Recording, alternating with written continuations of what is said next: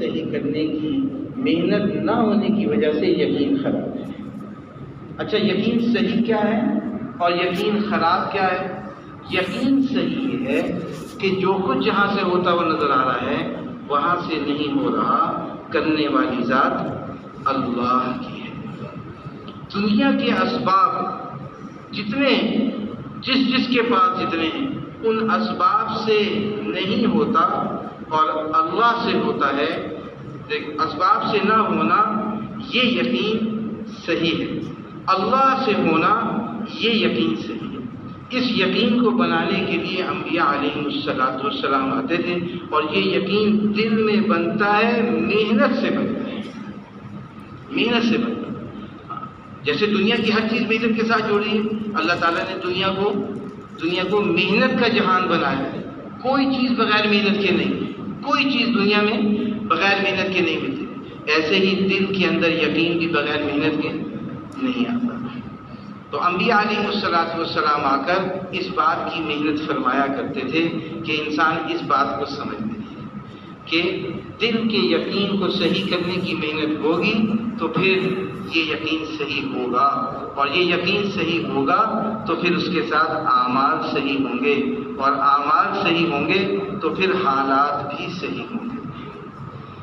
اب یقین خراب کیا ہے کہ ہم یہ سمجھ رہے ہیں کہ چیزوں کا مل جانا کامیابی ہے۔ ایک آدمی کے پاس کھانے کے لیے کچھ نہیں تھا، پیٹ میں چوہے دوڑتے تھے، گھر میں کوئی چیز نہیں تھی، سواری نہیں تھی اور اپنا گھر نہیں تھا۔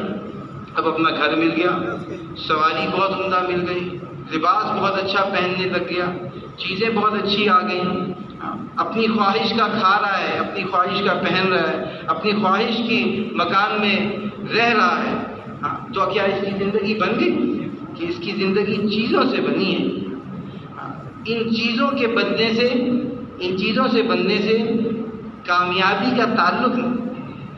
اس لیے اللہ تعالیٰ نے قرآن مجید میں مختلف قوموں کے اور مختلف لوگوں کے حالات بیان کیے تاکہ ہم اس کو غور سے اس نگاہ سے پڑھیں اور اس نگاہ سے سنیں اور اس کیفیت کے ساتھ دعوت دیں کہ دل کے اندر کا یقین صحیح ہو، اور جو غلط یقین ہے وہ دل کے اندر سے نکل جائے۔ فرعون کے پاس سارے اسباب ہیں، 8 مرتبہ اللہ رب العزت نے مختلف انداز سے اس کو ڈرایا، دھمکایا۔ موسیٰ علیہ السلام مختلف کیفیات کے ساتھ اس کے سامنے آئے، لیکن اس کو بات نہیں مانی۔ تو 9ویں مرتبہ جب اللہ نے پکڑا تو پھر قیامت تک کے لیے اس کیفیت کے ساتھ اس کو عبرت بنا دیا کہ جو اس یقین کے ساتھ چلے گا وہ ناکام ہے، اور اس کو ایسی ذلت کا ہار پہنا دیا کہ قیامت تک اب اس کو مسلمان تو مسلمان، غیر مسلم بھی اس کا نام لکھنے کے لیے تیار ہے اور اپنے بچوں کا نام رکھنے کے لیے تیار ہے۔ تو اس لیے بنیادی چیز کیا ہے کہ دل کے اندر یہ یقین بٹھانا ہے کہ کرنے والی ذات اللہ کی ہے۔ چیزوں کے مل جانے کا نام کامیابی نہیں، ایمان کے ملنے کا نام کامیابی ہے، ایمان کے ملنے کا نام۔ اور ایمان کا محل زبان نہیں، دل ہے۔ دل کی گہرائی میں یہ بات اتر جائے کہ ساری کائنات کو بنانے والے اللہ تعالیٰ ہیں، ساری کائنات کے نظام کو چلانے والے اللہ تعالیٰ ہیں۔ ابو جہل وہ ابو الحکم کہتے تھے، اور وہ وہاں پہ بڑا سمجھدار سمجھا جاتا تھا۔ حضور پاک علیہ السلام نے جب محنت شروع کی تو آپ علیہ السلام سے ایک دن کہنے لگا کہ مجھے اس بات پر شک نہیں ہے۔ کسی نے کہا، عبداللہ بن مسعود نے کہا کہ میں نے ابو جہل سے کہا کہ کیا حضور پاک علیہ السلام محمد صلی اللہ علیہ وسلم جھوٹ بولتے ہیں؟ تو کہنے لگا نہیں، کون کہتا ہے؟ ابو جہل کے الفاظ ہیں، کون کہتا ہے؟ لیکن یہ کہتے ہیں کہ مرنے کے بعد دوبارہ زندہ ہوں گے، میں یہ اس پر یقین نہیں کہ مرنے کے بعد دوبارہ پیدا ہوں گے، اس پر یقین۔ تو اللہ تعالیٰ نے مختلف انداز سے قرآن مجید میں اس تعبیر کو بیان کیا ہے کہ جیسے خشک اور بنجر زمین ہوتی ہے، ہم بارش کے چند چھینٹے اس پہ مارتے ہیں اور پھر اس کو زندہ کر دیتے ہیں، سبزہ لگا دیتے ہیں، ہرا بھرا کر دیتے ہیں، خوبصورت پھول اور میٹھے اور رنگدار اور خوش ذائقہ پھل لگا دیتے ہیں، بالکل اسی طرح مرنے کے بعد دوبارہ ہم اس کو انسان کو زندہ کرتے ہیں کہ کرنے والے اللہ ہیں، بنانے والے اللہ ہیں، اللہ نے یہ سارا نظام بنایا ہے، اللہ کے قبضے میں ہے۔ یہ دل کے اندر یقین اتارنا ہے کہ خالق اللہ ہے، اللہ کے علاوہ کوئی اور پیدا کرنے والا نہیں۔ اللہ فرماتے ہیں انتم تخلقونہ ام نحن الخالقون، کیا تم پیدا کرتے ہو کہ ہم پیدا کرتے ہیں؟ اللہ فرماتے ہیں ہم پیدا کرتے ہیں، اللہ پیدا کرتے ہیں۔ پھر اللہ پیدا کرتے ہیں، بچہ بعد میں پیدا ہوتا ہے، اس کے رزق کا نظام اللہ پہلے چلا دیتے ہیں، رزق کا نظام پہلے چلا دیتے ہیں۔ اچھا بچہ پیدا ہوتا ہے تو اب اللہ نے جو دودھ کا نظام چلایا ہے وہ ایسا چلایا کہ گرمی میں ٹھنڈا اور سردی میں گرم، اور اتنا شوگر ہے جتنی شوگر اس بچے کے لیے مفید ہے۔ کس نے بنایا؟ پینا کس نے سکھایا؟ ساری دنیا کے انٹلیکچوئل جمع ہو جائیں، سارے انٹلیکچوئل جمع ہو جائیں، بچے کو دودھ پینا نہیں سکھا سکتے۔ اللہ فرماتے ہیں ہم نے سکھایا ہے، اللہ کر رہے ہیں، اللہ نے یہ سارا نظام بنایا ہے، اللہ چلا رہے ہیں، اللہ کے علاوہ نہ کوئی بنانے والا ہے نہ کوئی چلانے والا ہے۔ یہ ایک کیفیت ہے جس کو دل کی گہرائی میں اتارنا ہے۔ پھر 24 گھنٹے ہم دنیا میں استعمال ہو رہے ہیں تو اس 24 گھنٹے میں یہ کیفیت ظاہر ہونی چاہیے کہ کرنے والے کون ہیں؟ اللہ ہیں، بنانے والے اللہ ہیں، اور رزق اللہ کے ذمے ہے۔ اللہ ہمارے وما من دابۃ فی الارض الا علی اللہ، اس کو کہ اللہ کے ذمے ہے رزق۔ ہمارا کیا مسئلہ ہے؟ ہم تو ایک بالش کا پیٹ ہے، ہاتھی کا کتنا بڑا پیٹ ہے، اور ہاتھی کو کون کھلاتا ہے؟ کہیں دیکھا ہاتھی بھی کی ڈگری لے کے پھر رہا ہے کہ ہاتھی کی فیکٹری ہے کہ ہاتھی بہت بڑا تاجر ہے؟ تو وہ تو جیسے اللہ پاک نے فرمایا کہ جیسے جانوروں کو کھلاتے ہیں ایسے انسانوں کو بھی کھلاتے ہیں، کہ پالنے والا کون ہے؟ اللہ ہے، اللہ ہے، اللہ کے پاس خزانے ہیں، اللہ کے پاس چاہتے یہ ہیں کہ یہ جو دل ہے اس دل کا رخ سارے اسباب سے کٹ جائے، حتیٰ کہ اپنی جیب میں پیسے، اپنے بینک بیلنس میں، اور اپنے پاس کاروبار اور تجارت اور ذریعہ جو مل رہا ہے اس سے بھی ہٹ جائے اور اللہ کی طرف ہو جائے، اور حقیقت ایمان کا مل جائے، اور ایمان کی حقیقت کے ملنے کے بعد بڑھتا بڑھتا تقویٰ پہ پہنچ جائے۔ فرمایا وَمَن يَتَّقِ اللَّهَ يَجْعَل لَّهُ مَخْرَجًا وَيَرْزُقْهُ مِنْ حَيْثُ لَا يَحْتَسِبُ، جو تقویٰ اختیار کرے گا اس کو ہم وہاں سے رزق دیں گے جہاں سے گمان نہیں ہوگا۔ عبداللہ ابن عمر رضی اللہ عنہ گرمی کے موسم میں سفر کر رہے تھے جنگل میں، تو ساتھیوں نے دسترخوان بچھایا، کھانا چنا گیا، کھانے لگے تو ایک چرواہا آیا، اس کو دعوت دی کہ بھائی تم بھی آ جاؤ ہمارے ساتھ کھا لو، ہمارے ساتھ کھا لو۔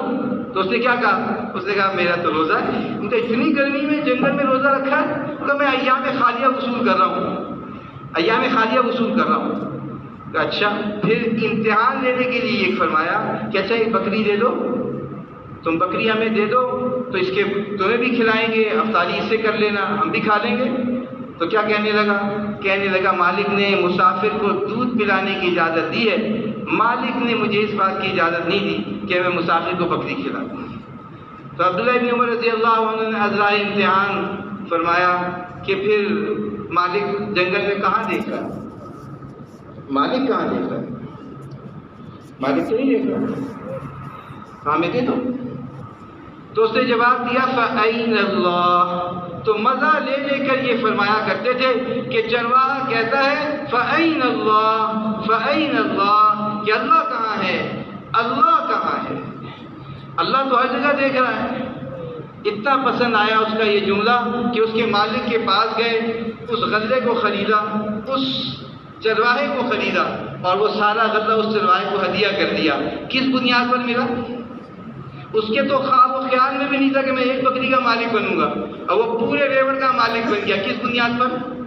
تقوی کی بنیاد پر، تقوی کی بنیاد پر، کہ جو تقوی اختیار کرے گا اللہ اس کو اس بنیاد پر دے گا۔ تو ایمان کا درجہ اس درجے پہ پہنچانا ہے کہ متقی بن جائے، اس درجے پہنچانا ہے کہ توکل ہو جائے۔ توکل کسے کہتے ہیں؟ توکل کی ادنا صورت یہ ہے کہ کسی حاجت ضرورت میں کسی کی طرف، مخلوق میں سے کسی کی طرف خیال نہ جائے، اور اعلیٰ درجہ یہ ہے کہ مخلوق سے کسی کی طرف امید بھی نہ جائے، امید بھی نہ جائے۔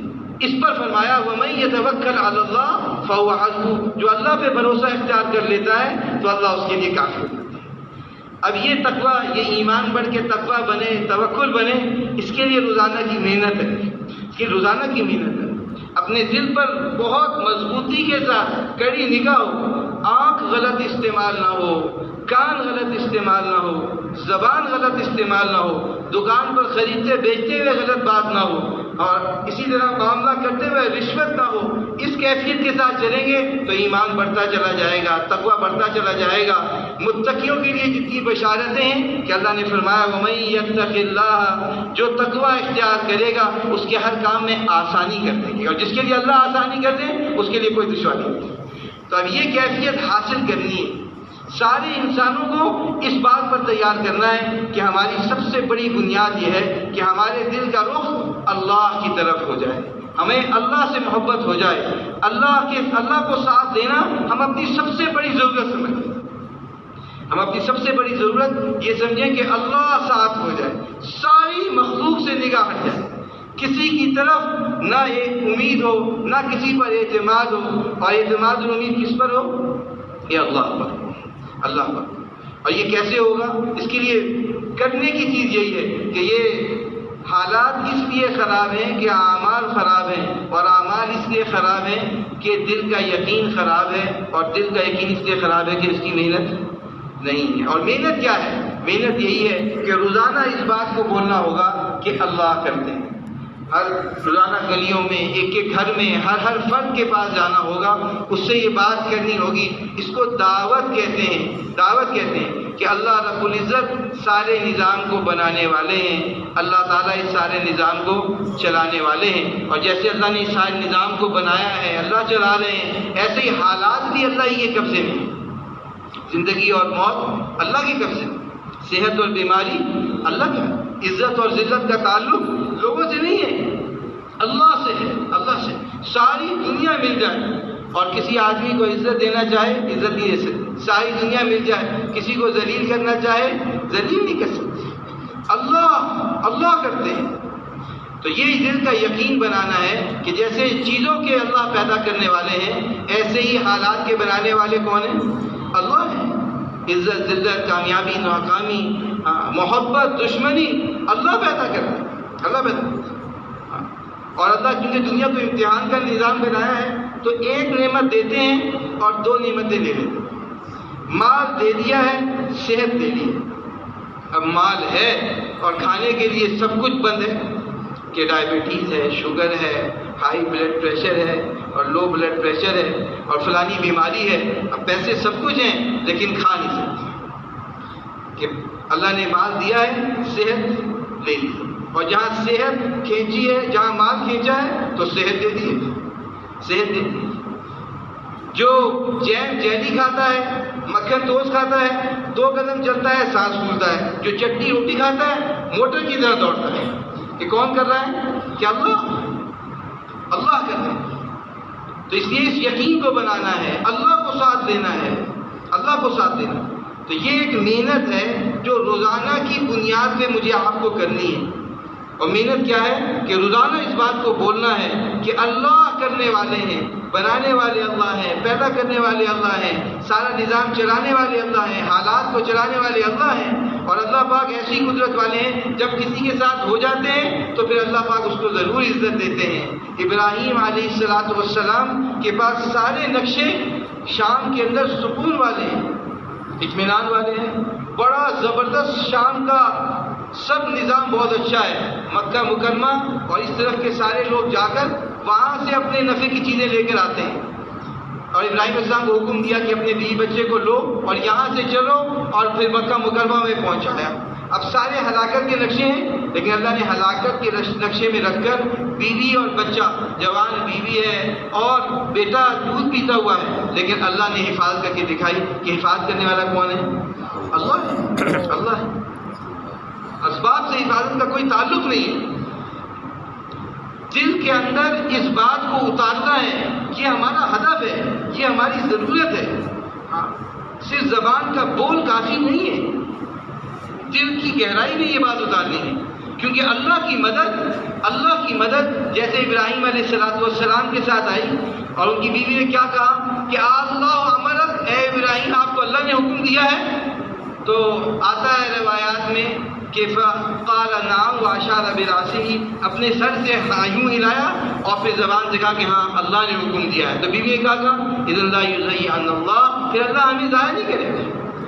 تو پھر اللہ اطمینان دے دیتے ہیں، سکون دے دیتے ہیں۔ اطمینان اور سکون دوائیوں سے حاصل نہیں ہوتا، چیزوں سے حاصل نہیں ہوتا، مال سے حاصل نہیں ہوتا۔ اطمینان سکون کیسے آئے گا؟ کہ جب دل کا رخ اللہ کی طرف ہوگا، جب دل صرف اور صرف اللہ پہ بھروسہ کرے گا، جب دل اس بات کو اپنے اندر اتار لے گا کہ اللہ کرتے ہیں اور دل کا رخ ساری مخلوق سے کٹ جائے، تب پھر اللہ رب العزت سکون اتاریں گے، تب اللہ حفاظت فرمائیں گے۔ اب ہماری یہ سب سے بڑی ضرورت یہ ہے کہ ہمارے دل کے اندر یقین اتر جائے، اور یقین کون سا اتر جائے؟ یقین کامل اتر جائے۔ حضور پاک علیہ السلام نے دعا مانگی، اللہم حبب الینا الایمان وزینہ فی قلوبنا۔ یہ یقین کمال کا نہیں ہے، یہاں تک کمال نہیں ہے، بلکہ کیا فرمایا؟ وَكَرِّهْ إِلَيْنَا الْكُفْرَ وَالْفُسُوقَ وَالْعِصْيَانَ، یہاں تک یقین پہنچ جائے کہ پھر نافرمانی بری لگنے لگے۔ ابھی ہمارا یہ حال ہے کہ نماز پڑھیں گے لیکن بدنصیبی کریں گے۔ اب آنا اس بات پر ہے کہ سارے گناہوں سے ایسی جو ہے نفرت ہو جائے جیسے کہ بہانے اور پیشاب سے نفرت ہو جائے۔ اس کیفیت کو اپنے اندر اتارنا ہے، یہ محنت کرنی ہے کہ دل کے اندر اللہ کا غیر کسی صورت میں نہ آئے، اللہ کی نافرمانی کرنے کے لیے کسی وقت بھی تیار نہ ہو، کسی وقت بھی تیار نہ ہو۔ اب یہ ایک محنت ہے، اس محنت کو کرنے کا نام ایمان کی محنت ہے، اور یہ ہماری سب سے بڑی ضرورت ہے۔ اس لیے سارے انسانوں کو خود یہ سمجھنا ہے، تبھی میں ساری محنت میں کیا ہو رہا ہے؟ ساری دنیا میں نقل و حرکت ہو رہی ہے، لوگ آ رہے ہیں، جا رہے ہیں، سہ روزہ لگ رہا ہے، اجتماعات ہو رہے ہیں، شب جمعہ ہو رہا ہے، کس لیے ہو رہا ہے؟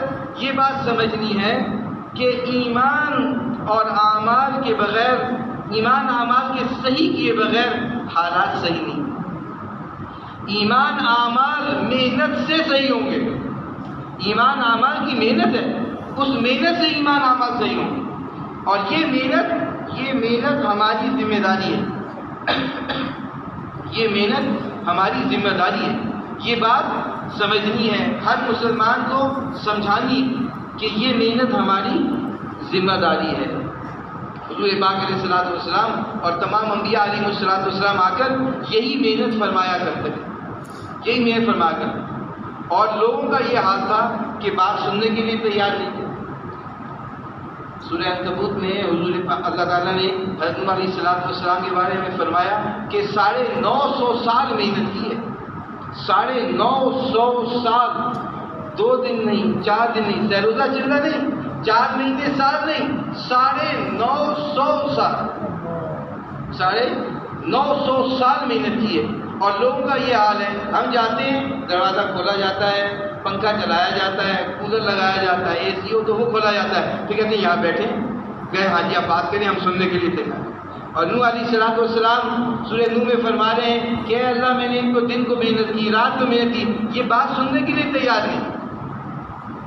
کان آلہ سماعت ہے، سننے کا آلہ ہے، اس کو بند کر دیا، بات اندر ہی نہیں جا رہی، اور اتنی نفرت ہے کہ آنکھوں پہ پردہ ڈال دیا، دیکھنا نہیں چاہتا۔ لیکن انبیاء علیہ السلام اس وقت بے چین ہیں کہ یہ لوگوں کا نقصان ہو رہا ہے، لوگوں کا نقصان ہو رہا ہے۔ تو میرے محترم بزرگوں دوستو، سب سے پہلے تو مجھے اپنا نقصان سمجھنا ہے کہ میرا نقصان ہو رہا ہے، پھر سارے مسلمانوں کا نقصان ہو رہا ہے، انسانیت کا نقصان ہو رہا ہے۔ بغیر ایمان کے، بغیر کلمے کے، بغیر توکل کے، بغیر یقین کے صحیح کرنے کے، بغیر اس محنت کے ہم چلیں گے تو ہمارا بہت بڑا نقصان ہے، اور یہ ایسا نقصان ہے جس کی تلافی نہیں ہے۔ جو دن ہمارا غفلت سے گزر رہا ہے وہ ایسا نقصان دہ ہے کہ جس کے بعد پھر اس کی کمی کو پورا کرنے کے لیے موقع نہیں ہے۔ تو اس لیے میرے محترم بزرگوں دوستو، پہلی بات یہ سمجھنی ہے کہ کہ ہمارے دل کے اندر یقین کو صحیح کرنے کی محنت کیے بغیر یقین صحیح نہیں ہوگا، اور یقین کی محنت ہماری ذمہ داری ہے۔ ہمارے 2-4 بچے ہیں، ہمارا گھر ہے، بیوی ہے، دکان ہے، تجارت ہے، دفتر ہے، یہ ساری ذمہ داریاں 2 نمبر پر ہیں۔ پہلے نمبر میں کیا ذمہ داری ہے کہ ہم اللہ کے نبی علیہ السلام کی امت کے امتی ہیں، اور آپ علیہ السلام کے آخری نبی ہونے کی وجہ سے یہ محنت ہماری ذمہ داری ہے۔ ساری دنیا میں انسانوں کو اللہ کا تعارف کرانا یہ میرا کام ہے، یہ میرا کام ہے، یہ میرا کام ہے۔ سارے عالم کے انسانوں کے دلوں کے اندر اللہ بسے اور اللہ کے غیر کی طرف نہ جائے، یہ کام میرا ہے۔ ہر ایک اس بات کو اپنے اندر اتارے، ہر مسلمان کو اس پہ تیار کرنا، اس پر اپنے جان مال وقت کو خرچ کرنا، اور پھر جو حالات آئیں گے ان حالات کے آنے پر اللہ رب العزت نے اعمال دی، اور اعمال میں سب سے بڑا عمل نبی اکرم صلی اللہ علیہ وسلم کی اطاعت ہے۔ آپ علیہ السلام سے ایسی محبت حاصل کرنی ہے کہ پھر سنت چھوڑنا مشکل ہو، کہ آپ علیہ السلام کا طریقہ ہے کہ جسم مشین ہے، سو کے اٹھتے ہیں عمل نکل رہا ہے، اب اس عمل کو اپنی خواہش کے تابع نہیں کرنا، رواج کے تابع نہیں کرنا، بلکہ اس عمل کو نبی اکرم صلی اللہ علیہ وسلم کی طریقے کے تابع کرنا۔ کھانے پینے سے لے کر سونے جاگنے سے لے کر ہر موقع پر نبی اکرم صلی اللہ علیہ وسلم نے جو عمل کیا ہے اس عمل کو کرنا۔ علماء نے لکھا ہے سب سے بڑا مجاہدے کا میدان حضور پاک علیہ السلام کی سنت پر عمل کرنا ہے، سب سے بڑا مجاہدہ ہے، سب سے بڑا مجاہدہ حضور پاک علیہ السلام کی سنت پر عمل کرنا ہے، کہ کسی حال میں آپ علیہ السلام کی سنت نہ چھوڑیں، کسی حال میں، ہر حال میں آپ علیہ السلام کی سنت کو ایسے طریقے سے مضبوطی سے پکڑا جائے۔ فرمایا کہ اس کو کچلیوں سے پکڑو، یہ جو داڑے ہیں نا اس سے پکڑو، مضبوطی سے پکڑو، کہ اگر اس کو چھوڑ دو گے تو پھر کامیابی نہیں ہو سکتی، پھر ناکامی ہی ناکامی، کیونکہ مسلمانوں کی پہچان نبی اکرم صلی اللہ علیہ وسلم کی سنت میں ہے کہ سر کے بال سے لے کے پاؤں کے ناخن تک ایسی کیفیت بن جائے، اور اس دل کی کیفیت اور یقین کے ساتھ کہ جو دیکھے اس پر اثر پڑے کہ ہاں یہ حضرت محمد صلی اللہ علیہ وسلم کا غلام ہے۔ اس کیفیت کو حاصل کرنا ہے، اس کیفیت کو حاصل کرنا ہے، اب اس کو دنیا کے اندر زندہ کرنا ہے۔ اس لیے سب سے زیادہ صحابہ کرام کے لیے جو مشکل تھا وہ سنت کو چھوڑنا تھا، اور اس کی وجہ یہ تھی کہ حضور پاک علیہ السلام کی محبت ان کے دل کے اندر اتر گئی، اور ان کو یہ یقین حاصل ہو گیا تھا کہ حضور پاک علیہ السلام کے طریقے کو چھوڑیں گے تو دنیا آخرت میں ناکام ہوگی۔ دنیا اور آخرت کی ناکامی نبی اکرم صلی اللہ علیہ وسلم کے طریقے کے چھوٹے۔ اگر میں شادی ہے تو اس میں سنت کیا ہے؟ اس سنت کو زندہ کرنا ہے، سنت کو زندہ کرنا، ایک ہے رواج، ایک ہے سنت۔ تو اب اس اعتبار سے یہ کیسے ہوگی؟ جتنی محبت بڑھتی چلی جائے گی اتنا سنتوں پہ چلنا آسان ہوگا، اور جتنی محبت کم ہوگی اتنا سنت پہ چلنا مشکل ہو جائے گا، سنت کو چھوڑنا آسان ہو جائے گا۔ تو اس لیے محمد الرسول اللہ کا تقاضا یہ ہے کہ ہر حال میں حضور پاک علیہ السلام کی سنت پر عمل کیا، اور صحابہ اس درجے پہ پہنچ گئے تھے کہ آپ علیہ السلام وضو کر لیں تو وضو کا پانی زمین پہ نہیں گرتا، زمین پہ نہیں گرتا، ہاتھ پر لیتے تھے اور جسم پہ پڑتے تھے۔ آپ علیہ السلام تھوک رہے ہیں تو آپ علیہ السلام کا تھوک ہاتھ میں لے رہے ہیں اور جسم پر مل رہے ہیں۔ یہ کیا ہے کہ محبت ہو گئی۔ آپ علیہ السلام نے پچھلے لگوائے تو پیسے لگوائے، حضرت عبداللہ ابن زبیر رضی اللہ عنہ کو خون دیا کہ اس کو دفنا دو۔ انہوں نے اب اتنی محبت، طبعی محبت پر اتنی محبت غالب آ گئی کہ پھر اس خون کو پی لیا۔ تو اب یہ محبت آپ علیہ السلام کے بال منڈائے حج کے موقع پر، عمرے کے موقع پر، تو صحابہ لڑتے تھے بال مبارک کو لینے کے لیے کہ یہ محبت ہو۔ حضرت ام سلیم رضی اللہ تعالی عنہ کے گھر حضور پاک علیہ السلام آرام فرما رہے تھے. گرمی کا موسم تھا تو پسینہ نکل رہا تھا، تو جہاں پسینہ گر رہا تھا وہاں انہوں نے اپنی خوشبو کی کپی رکھ دی. اب حضور پاک صاحب کی آنکھ کھلی تو دیکھا، پوچھا یہ کیا کر رہی ہو؟ ان کا میں اپنی خوشبو کو آپ کے پسینے سے معطل کر دوں. یہ کیا ہو گیا کہ محبت ہو. ہم میں سے ہر ایک مسلمان اس بات کا بہت زیادہ محتاج ہے کہ ہمیں حضور سے محبت ہو جائے، کیونکہ حضور پاک علیہ السلام سے محبت ہی ہمیں سنتوں پہ چلائے گی. اور پھر برادری کو نہیں دیکھے گا، پھر رواج کو نہیں دیکھے گا، وہ تو دل کی ایک کیفیت ہے. اب حضرت زید رضی اللہ عنہ چھوٹے سے بچے 12 سال اور باپ جو ہے وہ روتا ہے فراق میں کہ بچے کو جو ہے قافلے والوں نے لوٹ کے مکہ کے بازار میں بیچا. حکیم بن نظام رضی اللہ عنہ نے خرید لیا اور حضرت خدیجہ رضی اللہ تعالیٰ عنہ خالہ تھی، ان کو ہدیہ کر دیا. تو خدیجہ کے ساتھ رہنے لگے. جب حضور سے نسبت ہوئی تو پھر حضور کی صحبت میں آ گئے. جب حضور کی صحبت میں آ گئے تو اب یہ کیفیت بن گئی کہ آپ علیہ السلام سے محبت ہو گئی. والد آئے اور چچا آئے اور ان کو پتہ چلا کہ وہاں آئے تو فدیے کی دگنی رقم لے کر آئے. انہوں نے کہا جی ہمارے پاس آپ کا بیٹا ہے، آپ چاہیں تو فدیے کی رقم جتنی بنتی ہے اس کی دگنی لے لیں، ہمیں ہمارا بچہ واپس کر. حضور پاک علیہ السلام نے فرمایا زید کو بلا لو، جانا چاہے ہم تم سے کوئی رقم نہیں دیتے، لیکن نہ جانا چاہے تو ہم اس پہ زبردستی نہیں کرتے. حضرت زید کو بلایا گیا، پوچھا جانتے ہو یہ کون ہے؟ کہ جی جانتا ہوں، یہ میرے والد ہیں، یہ میرے چچا ہیں. تو حضور پاک علیہ السلام نے فرمایا ہمارا حال بھی تمہیں معلوم ہے. تو والد نے کہا کہ زید ہمارے ساتھ چلو گے؟ اب یہ وہ باپ ہے جو جدائی پہ روتا ہے، سوتا نہیں ہے. اور حضرت زید رضی اللہ عنہ کا کیا جواب ہے کہ نہیں آپ کے ساتھ. والد نے کہا کہ غلامی کو آزادی پہ ترجیح دے رہے ہو، تو کیا جواب دیا؟ اب یہ سوال جو ہے نا، یہ جواب کا یقین حاصل کرنا ہے. کیا جواب دیا کہ ان کی غلامی آزادی سے بہتر ہے. کیا ہم سب کے لیے بہتر ہے کہ نہیں؟ تو اب ہماری آزمائش کہاں ہوگی؟ اب گھر میں جب سنت زندہ کرنے کا موقع آئے گا تو اب یہ محبت دیکھی جائے گی، یہ غلامی وہاں ظاہر ہوگی. تو میرے محترم بزرگوں اور دوستوں، ایسی محبت پیدا کرنی ہے، ایسی محبت پیدا کرنی ہے. تو اب یہ محبت جو ہے مجاہدے سے ہوگی. جتنا سنتوں پر مجاہدے کے ساتھ عمل ہوگا اتنی محبت دل کے اندر بڑھتی چلی جائے گی، محبت بڑھتی چلی جائے گی. ورنہ چھوٹی چھوٹی چیزیں ہوتی ہیں اور آدمی جو ہے اس کو چھوڑ کسی کے کہنے سے اور کسی کے کہنے سے اور کسی کے کہنے سے. اب محنت کیا ہے؟ تبلیغ میں اس بات کی محنت ہے کہ حضور پاک علیہ السلام کے جسم سے نکلنے والے اعمال اس کی 100% ہو اس جذبے کے ساتھ کہ اس میں کامیابی ہے اور اس کے علاوہ تمام طریقوں میں ناکامی. کھانے کے بہت سارے طریقے، سب میں ناکامی. شادی کرنے کے بہت سارے طریقے، سب میں ناکامی. کہ کس میں کامیابی ہے؟ کہ حضور پاک علیہ السلام کے نتیجے میں کامیابی. تو اب اس یقین کو اپنے دل کے اندر اتنا اتارنا ہے کہ پھر سنت پر عمل کرنا آسان ہو جائے.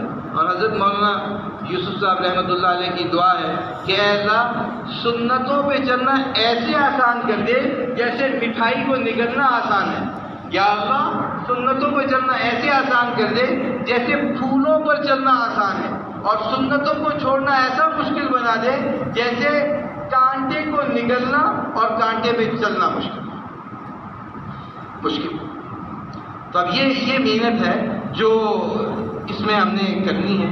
ہر مسلمان کو اس پہ تیار کرنا ہے. ہر مسلمان کو یہ بات سمجھانی ہے، خود سمجھنی ہے کہ بھائی کامیابی حضور پاک علیہ السلام کے طریقے میں، محمد الرسول اللہ کا یہ تقاضا ہے. اس پر اللہ کا وعدہ ہے، اللہ اپنا محبوب بنائیں گے، اللہ ہدایت دیں گے، اللہ گناہوں کو معاف کریں گے، اللہ گناہوں کو معاف کریں گے. تو اس لیے اس کی محنت کریں گے. تو کون اہتمام کرے گا؟ کہ انشاءاللہ اپنے ہر شعبے میں سنت کو زندہ کریں گے، ہر شعبے میں سنت کو زندہ کریں گے. آپ علیہ السلام کی محبت سے اپنے دل کو بھریں گے، کسی حال میں بھی سنت چھوٹے گا. اور میرے بھائی دوستوں بزرگوں، اللہ رب العزت نے ہمیں اپنی حاجتوں کو پورا کرنے کے لیے اعمال دیے ہیں. ان اعمال میں سب سے بڑا عمل نماز کا ہے. وَاسْتَعِينُوا بِالصَّبْرِ وَالصَّلَاةِ. کہ جو حاجت جو ضرورت آ جائے تو نماز پڑھیں گے اور اللہ سے مانگیں گے، نماز پڑھیں گے اور اللہ سے مانگیں گے۔ تو یہ یقین بنانا ہے کہ ہماری حاجتیں اور ہماری ضرورتیں وہ دنیا کے اسباب سے پوری نہیں ہوتی، بلکہ ہماری حاجتیں اور ضرورتیں اعمال سے پوری ہوتی ہیں، اور اعمال میں سب سے بڑا عمل نماز ہے۔ نماز فرمایا اسلام اور کفر کے درمیان فرق کرنے والی چیز نماز ہے، نماز ہے۔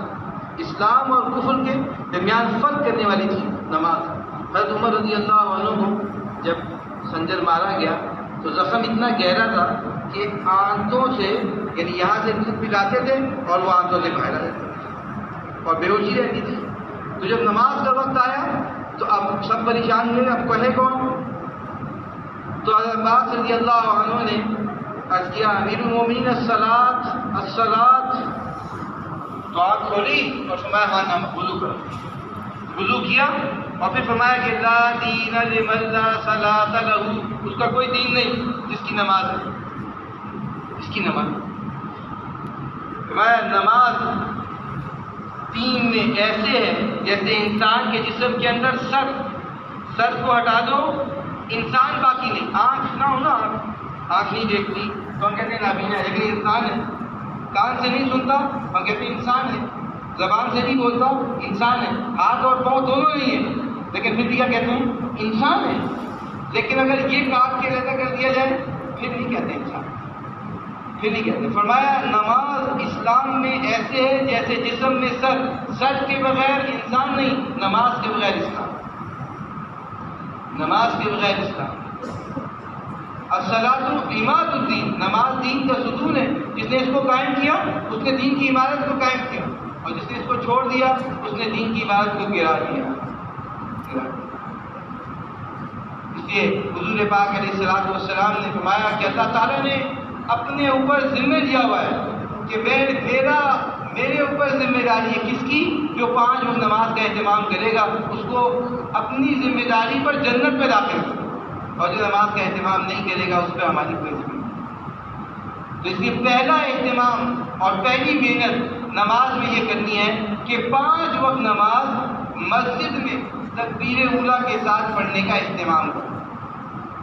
کوئی ایسا حال نہ ہو، کوئی ایسی مصروفیت نہ ہو کہ جس کی وجہ سے نماز ہماری چھوٹ جائے، نماز چھوٹے، بلکہ نماز ہر چیز پر مقدم ہے۔ بعض آتے ہیں کہتے ہیں کہ جی دفتر میں کام کر رہے ہوتے ہیں، دکان پہ مصروفیت ہوتی ہے، نماز چھوٹ جاتی ہے۔ ہم ایک جگہ یہاں دکان پہ گئے تو انہوں نے پوری دکان پر اب گاہک، وہ بہت بڑی دکان ہے، 3-4 منزلہ ہے، گاہک دکان کے اندر کھڑے ہیں، گاہک کھڑے ہیں، اور نماز کا وقت آ گیا تو جتنا اسٹاف ہے وہ سارے سے اپنی کوئی 40 سے 50 لڑکے کام کرتے ہیں سیل میں، وہ 40-50 اس نماز کے وقت میں کام چھوڑ کے گاہک بیٹھا ہے۔ اب ان میں سے جس کو اللہ توفیق دی وہ گاہک کی نماز پڑھ رہا ہے اور یہ 40-50 کی نماز پڑھ رہا ہے۔ 5 وقت نماز، یعنی فجر تو نہیں ہوتی لیکن ظہر، عصر، عشاء، مغرب، چاروں نمازیں وہاں پر یہ سارا اسٹاف پڑھتا ہے اور گاہک اندر موجود ہے خریدنے کے۔ تو اب یہ نظام بن جائے کہ ساری مصروفیتیں پیچھے ہو جائیں اور نماز کا پڑھنا مقدم ہو، نماز کا پڑھنا مقدم ہو۔ تو پہلی محنت یہ ہے کہ اپنے ارد گرد کسی کو بے نمازی نہیں چھوڑے۔ دوسری محنت کیا ہے کہ نماز طاقتور پڑھنی ہے، صرف گنتی پوری نہیں کرنی، بلکہ نماز طاقتور پڑھنی ہے۔ وہ نماز پڑھنی ہے جس سے مسائل حل ہوں گے، جس پہ دل لگے، جس سے دکان کا خیال بھی نکل جائے، دفتر کا خیال بھی نکل جائے، بیوی بچوں کا خیال بھی نکل جائے، اللہ کے سامنے کھڑے۔ المصلی یناجی ربہ، نمازی اپنے رب سے راز و نیاز کی باتیں کرتا ہے، سارے پردے ہٹ گئے۔ اب نماز اس کیفیت کے ساتھ پڑھی جائے کہ اللہ کے سامنے کھڑے ہیں، اللہ ہر کلمے کا جواب دے رہے ہیں، اور اب اللہ پاک سے جو مانگیں گے اللہ دے۔ تو اس لیے میرے محترم بزرگوں اور دوستوں، اس بات کی محنت، اس کی کوشش کرنی ہے کہ ہماری نماز طاقتور ہو جائے۔ نماز بن گئی تو اس نماز کا اثر ساری زندگی میں پڑے گا۔ اللہ نے قرآن میں فیصلہ سنایا، کیا سنایا؟ ان الصلاۃ تنہا عن الفحشاء والمنکر، کہ نماز ہر برائی سے، ہر گندگی سے روک دے گی۔ لیکن کب؟ جب نماز بنے، تو نماز کی محنت ہے، نماز کی محنت ہے۔ اگر نماز کی محنت ہوگی تو بنے گی، لیکن اگر نماز کی محنت نہیں کریں گے پھر نماز نہیں بنے گی۔ اور نماز کی محنت کیا ہے کہ روزانہ کم سے کم 8، 10، 20 رکعتیں نفل پڑھی جائیں، اور پھر اس میں یہ محنت کی جائے کہ یہ توجہ دھیان اللہ کی طرف ہو، اللہ کے غیر کی طرف ہو۔ حضرت مفتی زین العابدین صاحب رحمۃ اللہ علیہ نماز پڑھ رہے تھے، تو ایک ساتھی کہنے لگے کہ ہم ان کے پیچھے کھڑے تھے، تو ہم نے دیکھا کہ مفتی صاحب نے رکوع کیا، تو وہ رکوع جتنی دیر میں کیا ہوتی ہے، میں نے سبحان ربی العظیم پڑھا تو 17 مرتبہ رکوع میں سبحان ربی العظیم پڑھا۔ سجدہ کیا تو ایک سجدے میں 21 مرتبہ سبحان ربی الاعلیٰ پڑھا۔ اب یہ دل کی کیفیت ہے، دل کی کیفیت ہے کہ جب دل لگے گا تو پھر نماز پڑھے، پھر اگر کوئی دیکھے گا تو پھر لمبی نہیں ہوگی، مطلب اللہ دیکھ رہا ہے، اللہ دیکھ رہا ہے۔ اب یہ محنت کرنی ہے، یہ محنت کرنی ہے کہ میری نماز بنے گی تو میری زندگی بنے گی، اور اگر نماز نہیں بنے گی تو پھر زندگی نہیں بنے گی، پھر زندگی نہیں بنے گی، پھر چلتا رہے گا، پھر وہ تقوی کا درجہ حاصل نہیں ہوگا، وہ ایمان نہیں بنے گا۔ وہ ہمارے بزرگ فرمانے لگے کہ تقوی کسے کہتے ہیں، تو انہوں نے بڑی عجیب مثال فرمانے لگے کہ ہمیں اللہ نے 2 طرح کے احکامات دیے، ایک حکم دیے کرنے کا اور ایک حکم دیے نہ کرنے۔ ہماری کمی کیا ہے؟ ہم کرنے والے کرتے ہیں اور نہ کرنے والے بھی کرتے ہیں۔ اللہ نے حکم دیا نماز پڑھو، روزہ رکھو، حج کرو، زکوٰۃ دو، سچ بولو، تو یہ بھی ہم کر رہے ہیں۔ اللہ نے کہا بدنظری نہ کرو، وہ بھی چل رہے ہیں۔ اللہ نے غیبت نہ کرو، وہ بھی چل رہے ہیں۔ اللہ تعالیٰ نے فرمایا جھوٹ نہ بولو، وہ بھی چل رہے ہیں۔ اللہ نے دھوکہ نہ دو، وہ بھی چل رہے ہیں۔ فرمایا دودھ تو پئیں گے لیکن ایسا جس میں مہنگی پڑی ہو، چاہے ایک ہی ہو۔ فرمایا جب یہ ایک مہنگی نکل جائے گی تو پھر تقویٰ حاصل ہوگا، پھر نماز بنے گی، پھر اس کا اثر زندگی میں پڑے گا۔ اس لیے میرے محترم بزرگوں دوستوں، اس بات کی محنت کرنی ہے، اس بات کی محنت کرنی ہے کہ نماز طاقتور بنے، نماز پر یقین بنے کہ نماز کام بنائے، پھر جو حاجت جو ضرورت ہوگی تو پھر نماز کی طرف متوجہ ہو۔ حضرت عبداللہ ابن زبیر رضی اللہ عنہ نماز پڑھ رہے تھے اور بیٹا قسم سال لیٹا ہوا تھا، سانپ چھت سے گرا، اور اب وہ ہماری طرح کے تو گھر نہیں تھے، ہماری طرح کے تو گھر نہیں تھے کہ اتنے بڑے بڑے گھر ہیں کہ ایک کمرے میں پڑھ رہے ہیں دوسرے کا پتہ نہیں چلا، نہیں، وہ تو ایک ہی کمرہ ہے، وہی گھر ہے۔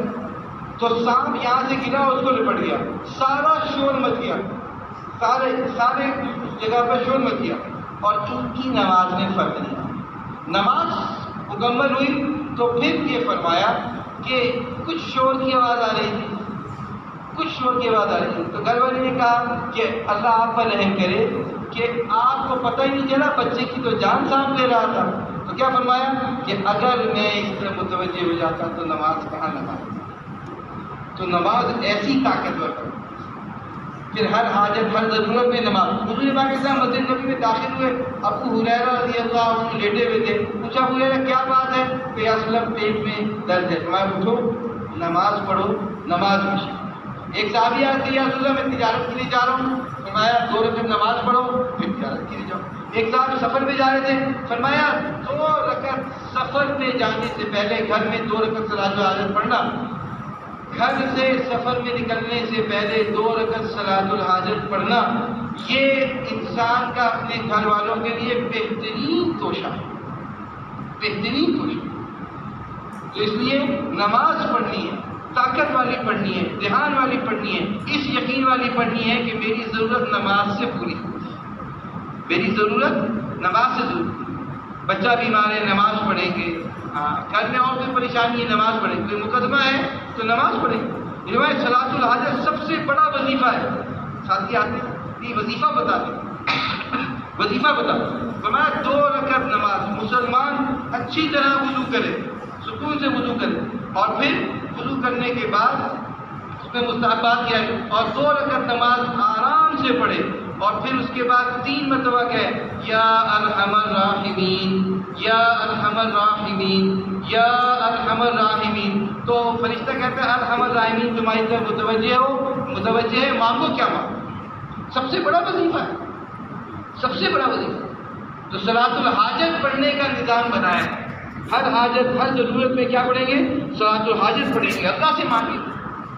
حضرت ابو معاویہ رضی اللہ تعالیٰ عنہ ایک صحابی ہیں، تو ان کا یہ کاروبار تھا کہ ایک شہر سے کچھ چیزیں لیتے تھے، کسی کے پیسے لے لیے، کسی کی اور چیزیں لے لی، اور یہ لے کر دوسرے شہر میں پہنچاتے تھے، اور کبھی کوئی آدمی آتا تو اس کو بھی بٹھا لیتے، تو گویا کہ کارگو اور ٹیکسی دونوں کا کام ہے۔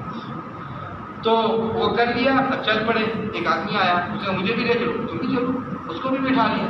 اب آگے جب شہر سے باہر نکلے جنگل میں پہنچے تو اس نے ایک راستہ بتایا کہ یہاں سے چلو، یہ شارٹ کٹ ہے، تو ادھر چل پڑے۔ جب وہاں پہنچے تو سرکاری سے اترا، اس نے خنجر نکال دیا، خنجر نکال دیا، اب تمہیں ماروں گا اور یہ سارا کچھ لوں گا، اچھا تم ایسا کرو، یہ سواری بھی لے لو، اس میں جتنا مال ہے، جو امانت ہے، سب لے لو، میری جان بخش لو۔ اس نے کہا نہیں، پہلے تمہیں مارو، پھر بھی سب کچھ دوں گا۔ ان کا اچھا پھر مجھے نماز پڑھنی۔ اب 2 باتیں ہیں کہ اس حالت میں نماز پر یقین آیا کہ کون بنائے گا، حفاظت کون کرے گا؟ اللہ کرے گا۔ کس پر کرے گا؟ نماز پہ کرے گا۔ تو نماز پڑھی اور پھر دعا کی، یا ودود یا ودود یا ذا العرش المجید یا فعالا لما یرید اسألک بعزتک عزتک الذی لا یرام وبملکک الذی لا یدام وبنورک الذی ملا ارکان عرشک یا مغیث واغثنی یا مغیث واغثنی۔ اور فرمایا اے اللہ مجھے اس چور کے شر سے بچا۔ تو 4تھے آسمان سے فرشتہ آیا اور اس نے اس آدمی کو مار دیا۔ تو حفاظت کس نے ہے؟ نماز میں ہے، اعمال میں، اعمال میں۔ تو اس لیے ایک محنت نماز کی کہ 5 وقت نماز مسجد میں تکبیر اولیٰ کے ساتھ، دوسری محنت نماز کی کہ نماز طاقتور پڑھنی ہے، نماز اچھی پڑھنی ہے، تیسری محنت ہر ضرورت حاجت میں نماز پڑھنی ہے، چوتھی محنت یہ کرنی ہے کہ اپنے ارد گرد کسی کو بے نمازی نہیں چھوڑنا۔ روزانہ ہمارے ارد گرد 10 20 50 لوگ رہتے ہیں، ہمارے ساتھ دفتر میں، ہمارے ساتھ دکان میں، ہمارے محلے میں، ہمارے گھروں میں، کسی کو بے نمازی نہیں چھوڑنا۔ ہاں، بے نمازی نہیں چھوڑنا۔ نماز کے فضائل سنانے، نماز کے فضائل سنانے، نماز کے فضائل سنا کر نماز میں غصہ نہیں کرنا، غصہ نہیں کرنا، حتیٰ کہ اپنے بچوں پر بھی غصہ نہیں کرنا، بچوں کو بھی فضائل سنا کر تیار کرنا، تیار کرنا۔ اور میرے محترم بزرگوں اور دوستوں، ہم دنیا کے مختلف شعبوں میں چل رہے ہیں، حال بدلتے ہی حکم بدل جاتا ہے، حال بدلتے ہی حکم بدل جاتا ہے۔ اس لیے ایک آدمی دکان پہ 2 آدمی کھڑے، ایک بیچ رہا ہے، ایک خرید رہا ہے۔ بیچنے والے کے لیے حکم علیحدہ ہے اور خریدنے والے کے لیے حکم علیحدہ۔ بیچنے والے کے لیے حکم یہ ہے کہ بھائی تم اپنی چیز کا عیب نہ چھپاؤ، اور خریدنے والے کے لیے حکم یہ ہے کہ زبردستی عیب نہ نکالو، نہ نکالو۔ تو حال بدلتے ہی حکم بدل جاتا ہے۔ بیوی کا حکم، بیوی کے لیے حکم اور ہے اور شوہر کے لیے حکم اور ہے، والد کے لیے حکم اور ہے اور بچوں کے لیے حکم اور ہے۔ اس لیے حال بدلتے ہی حکم بدل جاتا ہے۔ تو اس تحقیق میں لگنا کہ اس وقت مجھے آنکھ جھکانے کا حکم ہے کہ آنکھ اوپر رکھنے کا حکم، اس وقت غیبت کرنی ہے کہ غیبت سے بچنا ہے، اس وقت جھوٹ بول کر یہ 1000 لاکھ کروڑ کا چیک لینا ہے یا اس سے بچنا ہے۔ اس تحقیق میں لگنے کو علم کہتے ہیں، علم کہتے ہیں۔ اور اس سے کیا ہوگا؟ اس سے کمائیاں پاکیزہ ہوں گی، اور پاکیزہ کمائی کا پہلا انعام یہ ہے کہ انسان کا دل اندر سے قرآن کی تلاوت کو چاہے گا۔ اس لیے مشائخ نے لکھا ہے جس کا دل نماز، تلاوت، ذکر، درود پاک کرنے کو نہیں چاہ رہا تو وہ اپنی کمائیوں کو چیک کرنا شروع کر۔ کہاں کمی ہے؟ کہ کہیں کمی ہے جس کی وجہ سے نمازیں چھوٹ رہی ہیں، فکر نہیں ہے، جس کی وجہ سے ذکر چھوٹ رہا، فکر نہیں ہے، تلاوت کے لیے دل نہیں کر رہا، تو کہیں کمی ہے۔ تو کمائیاں پاکیزہ ہوں گی تو اس کے ذریعے سے دل اندر سے چاہے۔ اس لیے حضرت عثمان رضی اللہ عنہ نے بڑا صاف جو ہے نا ترازو دیا ہے، لو طہرت قلوبکم ما شبعت من تلاوت القرآن، تمہارے دل پاکیزہ ہو جائے قرآن کی تلاوت سے سیر تو اس لیے اس بات کی کوشش کرنی کہ اس میں اللہ کیا چاہتے ہیں. فاسألوا اہل الذکر ان کنتم لا تعلمون. اگر معلوم نہیں ہے تو پوچھ لو. ایک آدمی بیمار ہے, اب سردی ہے, وضو نہیں کر سکتا, تو کیا حکم آ جائے گا؟ کیا کر لوں؟ تیمم کر لوں. ایک آدمی کھڑے ہو کے نماز نہیں پڑھ سکتا, اتنا بیمار ہو گیا ہے, تو کیا حکم آئے گا کہ بیٹھ کے نماز پڑھو. رکوع سجدہ نہیں کر سکتا تو بغیر رکوع سجدے کی نماز پڑھ لو. کہ بیٹھ نہیں سکتا تو لیٹ کے نماز پڑھ لو. تو ایسے ہی ہر جگہ کمائی کا حکم کیا ہے, شادی کے وقت حکم کیا ہے, اس حکم کو معلوم کرنا, اس کی تحقیق میں لگنا, اس کو علم کہتے ہیں. اور اتنا علم حاصل کرنا کہ جو تمام حلال اور حرام میں فرق کر دے, یہ فرض ہیں. یہ فرض ہیں, اس لیے اس کو معلوم کرنا ہے. اس لیے ہم جس شعبے میں ہم استاد سے آگے آواران میں چل رہے تھے, تو وہاں ایک ڈاکٹر صاحب ملے. رمضان کا مہینہ تھا, ہم پڑھتے تھے اس وقت. تو وہ ڈاکٹر صاحب ملے تو اتنی خوشی ہوئی کہ ڈاکٹر صاحب کو اپنی اس وقت کے روزے کے تمام مسائل کا اتنا استحضار تھا کہ کس کو انجیکشن کون سا لگانا ہے, روزہ ہے تو انجیکشن لگ سکتا ہے, اور کس کیفیت کے وقت اس کا روزہ توڑا جا سکتا ہے, اس سارے کا علم موجود تھا. اس لیے ہمارے بڑے کیا فرماتے ہیں کہ اپنے شعبے کا علم حاصل کرو, اپنے شعبے کا علم حاصل کہ اس وقت میں جس شعبے میں چل رہا ہوں اس کا علم کیا ہے, اس کا علم کیا ہے. تو اس لیے میرے محترم بزرگوں دوستوں, اس پر اللہ کا وعدہ. اور علم کہتے ہیں جاننے کو, نہ جاننے کو جہالت کہتے ہیں. اور کبھی آدمی غلط جانتا ہے. کسی سے پوچھا بھائی ہاتھی کو جانتے ہو, تو کہا ہاتھی کو نہیں جانتا, تو یہ ہاتھی کا جاہل ہے. دوسرے پوچھا ہاتھی کو جانتے ہو, تو اس نے کہا کہ جانتا ہوں. کیا جانتے ہو؟ تو بھینس کو لے کے آ جائیں گے, یہ ہاتھی. تو یہ نہ جانتے ہوئے جاننے کا مدعی ہے, یہ بہت خطرناک ہے. امت مسلمہ آج دین کو نہ جانتے ہوئے جاننے کی مدعی ہے, اس لیے پریشان. اس لیے اپنے ہر موقع کا علم کو سیکھنا ہے. اللہ کا شکر ہے ہم ایسی جگہوں پر ہیں کہ جہاں آپ کہیں بھی دارالفتہ میں چلے جائیں, نوجوانوں نے اپنی زندگیاں وقف کی ہیں آپ کو مسائل کی تحقیق کر کے بتانے کے لیے تیار. کوئی پوچھنے والا. ہم ایک جگہ دارالفتہ میں گئے, میں نے ویسے ہی پوچھ لیا, مولوی صاحب پچھلے 1 مہینے میں سب سے زیادہ مسائل کس کے آئے؟ تو انہوں نے کہا سب سے زیادہ مسائل طلاق کے آئے, دوسرے نمبر پہ وراثت کے آئے, اور کوئی مسئلہ کہ اکا دکا کسی نے آ کے حلال حرام کا علم حاصل کیا. حالانکہ طلاق اور وراثت کم درجے کی چیز ہے, حلال حرام 24 گھنٹے کی ضرورت ہے. تو اس لیے میرے محترم بزرگوں دوستوں, اس بات کو معلوم کرنا یہ دل کے یقین کے ساتھ ہے کہ دل کا یقین اس سے صحیح ہوگا, اس سے صحیح ہوگا, اور پھر جسم سے نکلنے والے اعمال بھی صحیح ہوں گے, اور اعمال صحیح ہوں گے تو حالات بھی صحیح ہوں گے. اور میرے محترم بزرگوں دوستوں, اس بات کی محنت کرنی ہے کہ اللہ کا دھیان نصیب ہو جائے کہ اللہ تعالیٰ دیکھ رہے ہیں, اللہ تعالیٰ سن رہے ہیں. جو اللہ طاقت والے ہیں, قدرت والے ہیں, وہ اپنی ساری طاقت قدرت کے ساتھ میرے ساتھ, ساری طاقت کے ساتھ میرے ساتھ. جیسے اللہ رب العزت نے اپنی طاقت کا اظہار یونس علیہ السلام کے کہ لا الہ الا انت سبحانک انی کنت من الظالمین اس پر کیا, تو ان کو مچھلی کے پیٹ سے باہر نکالا. ابراہیم علیہ السلام کے اس صحیح یقین کی کیفیت پر اللہ رب العزت نے اس کیفیت کے دل اللہ پر بھروسہ کرتا ہے اور کسی طرف دل کا رخ نہیں ہے, تو اللہ نے آگ کو گلزار کر دیا. موسیٰ علیہ السلام اور ان کے ساتھ بنی اسرائیل کے لیے دریا میں راستے کھول دیے. کب؟ کہ جب دل کے اندر یہ یقین بن گیا کہ اللہ کرتا ہے.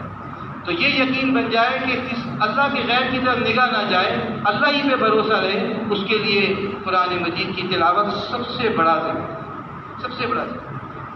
اس کے مشائخ نے لکھا ہے کہ قرآن مجید کی تلاوت 3 درجے کی ہے. ایک درجہ یہ ہے کہ تلاوت کی جائے, روزانہ تلاوت کی جائے. اس کے لیے علماء نے لکھا ہے کہ روزانہ, آج چاند کی 17 تاریخ ہے تو میرا بھی آج تلاوت کا 70واں سفر. 20 تاریخ ہے تو میری بھی تلاوت کا 20. تو اس طرح 12 قرآن ایک مہینے میں ختم. باقی پھر رمضان میں محنت کرے آدمی جتنا کر سکتا ہے. امام شافعی رحمۃ اللہ علیہ, امام حنیفہ رحمۃ اللہ علیہ 61 قرآن ایک رمضان میں ختم کیا کرتے تھے. حضرت مولانا زکریا صاحب رحمۃ اللہ علیہ کا معمول 31 قرآن ایک رمضان میں ختم کرنے کا. تو یہ دل کی پاکیزگی کی بات ہے. جتنا دل پاکیزہ ہوگا اتنا قرآن پاک کی تلاوت کو دل چاہے. چھوٹے گی پریشانی ہوگی, چھوٹے گا پریشانی ہوگی. دل پاکیزہ ہو جائے گا تو آسان. اور پھر اس کے ساتھ ساتھ جو ذکر ہے 30 کلمے کا, سبحان اللہ, الحمدللہ, لا الہ الا اللہ, اللہ اکبر. ایک جماعت آئی, ہمارے کتب فرمانے لگے کہ جماعت آئی تو کارگزاری سنا دی.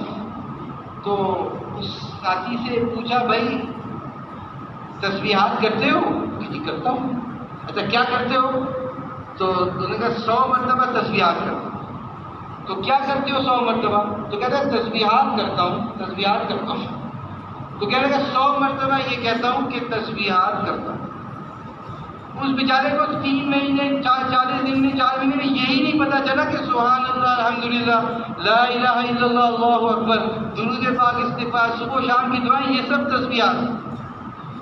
اب یہ محنت کرنی ہے کہ اس رخ سے ہر ایک کو سمجھانا ہے، ایسی کیفیت بن جائے کہ جس کے ذریعے سے ذکر میں جان پڑ جائے، اللہ کا دھیان نصیب ہو جائے اور مزہ آئے۔ ابراہیم علیہ السلام گزر رہے تھے تو چرواہے کو دیکھا تو اس سے بات ہوئی تو اس نے ایک دفعہ کہا اللہ، انہوں کا ابراہیم السلام کے پاس ریوڑ تھا تو وہ ایک غلام کو دیکھا تو غلام نے اللہ کہا تو اتنا مزہ آیا۔ تو اللہ کا جب محبت ہو جائے تو نام لینے میں بھی مزہ آتا ہے، نام سننے میں بھی مزہ آتا ہے۔ تو ابراہیم علیہ السلام نے کہا کہ تم ایک دفعہ اور کہو۔ ان کا کیا دو گے؟ ان کا یہ آدھی بکریاں تمہاری ہیں۔ تو جتنا ریوڑ تھا اس میں سے آدھا اس کو دے دیا اور کہا اچھا اب پھر ایک دفعہ کہو۔ تو کیا دو گے؟ ان کا یہ باقی بکریاں بھی تمہاری ہیں۔ تو اس نے پھر کہا اللہ، ان کا یہ بھی تمہاری ہے۔ ان کا پھر کہو، ان کا اب کیا؟ اب میں تمہارا غلام بن جاؤں، میں تمہارا غلام بن جاؤں۔ تو کہو اللہ۔ تو اللہ کا نام محبت کے ساتھ، اللہ ہمیں پیدا کر سر کے پاس سے لے کے پاؤں کے ناخن تک 20 سال 30 سال 40 سال 50 سال 60 سال 70 سال یہ سانسیں کس نے دی؟ اللہ نے۔ اس اللہ کی محبت تو رگ رگ سے نکلے، ہاں اس کی تو ذکر کے بغیر چین نہ ہے۔ تو اس لیے میرے محترم بزرگوں دوستوں یہ کیفیت مقصود ہے۔ اس کیفیت کو حاصل کرنے کے لیے یقین کا صحیح کرنا ضروری ہے۔ یقین صحیح ہوگا تو اعمال صحیح ہوگا، اور یقین صحیح ہوگا دعوت دینے سے، یقین صحیح ہوگا یقین کی محنت کرنے سے۔ اس لیے اس کی محنت کریں گے۔ اور میرے محترم بزرگوں کو صبح شام کی دعائیں جو ہیں یہ سب سے بڑا فرمایا حصن حسین محفوظ قلعہ ہے، ساری پریشانیوں کا حل اس میں ہے۔ عبداللہ ابن عمر جو فرماتے ہیں کہ آپ علیہ السلام نے یہ دعا کبھی نہیں چھوڑی۔ اللہم انی اسألک العافیۃ فی الدنیا والآخرہ، اللہم انی اسألک العفو والعافیۃ فی دینی ودنیای واہلی ومالی، اللہم استر عوراتي وآمن روعاتي، اللہم احفظنی من بین یدی ومن خلفی وعن یمینی وعن شمالی ومن فوقی واعوذ بعظمتک ان اغتال من تحتی۔ یہ دعا حضور پاک علیہ السلام نے کبھی نہیں چھوڑی۔ تو ہمیں کتنی پڑھنی چاہیے؟ ہمیں کتنی؟ تو اس لیے اس کا اہتمام، درود پاک کا اہتمام ہو، محبت اس میں اللہ کا ذکر کرتا ہوں۔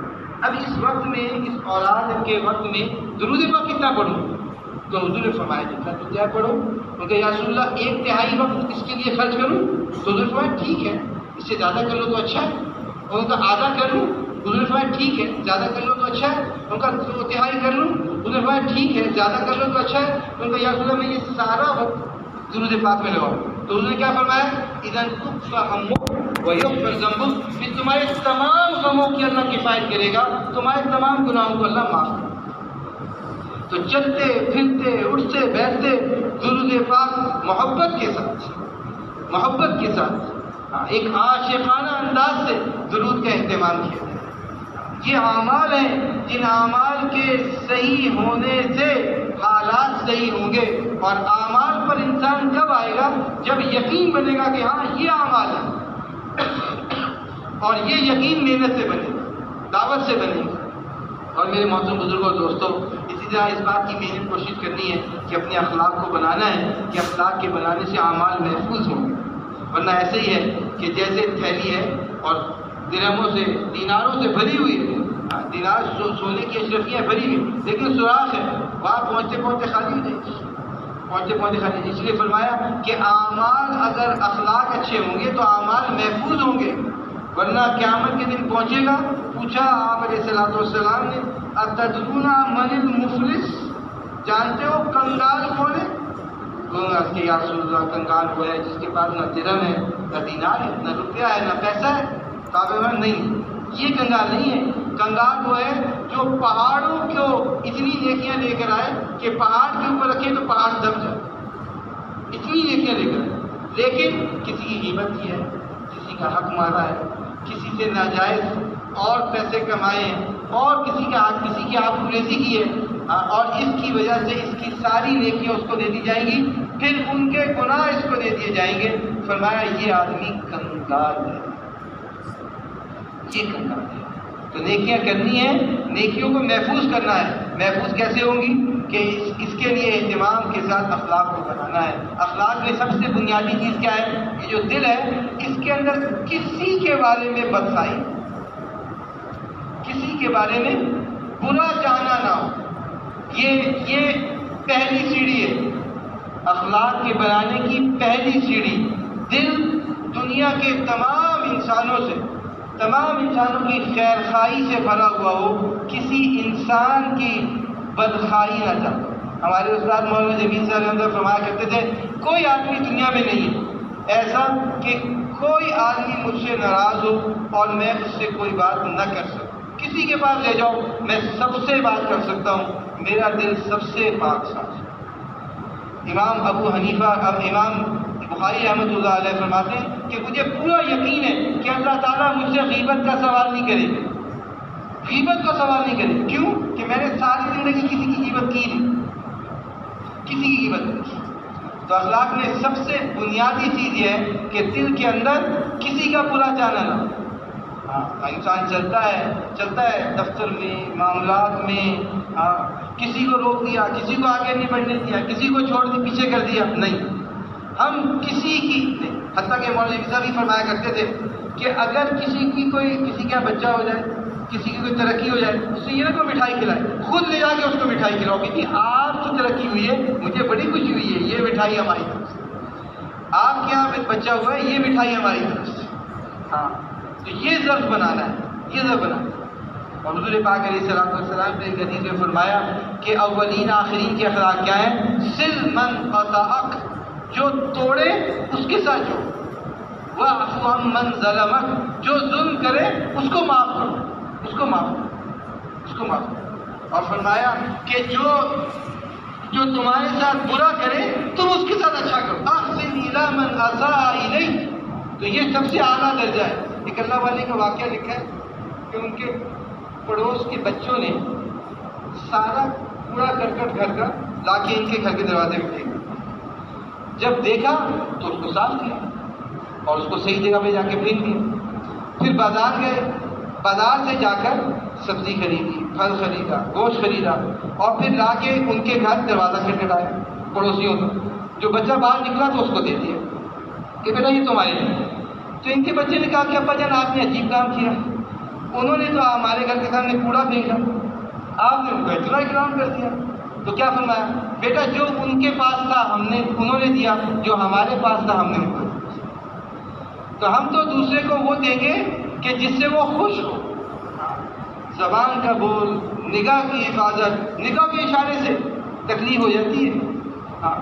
پھر ہم لوگوں کے بیچ میں چل رہے ہیں تو والدین ہیں، ان کا حق ہے۔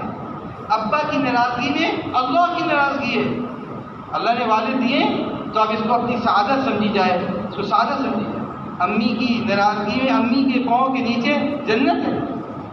حضرت عمر رضی اللہ عنہ کے پاس ایک بدو آیا اور اس نے داخل ہوا حرم میں، کندھے میں ماں اور طواف کیا۔ طواف کرنے کے بعد آ کے کہنے لگا کہ اے عمر، میں نے اپنی ماں کا حق ادا کر دیا؟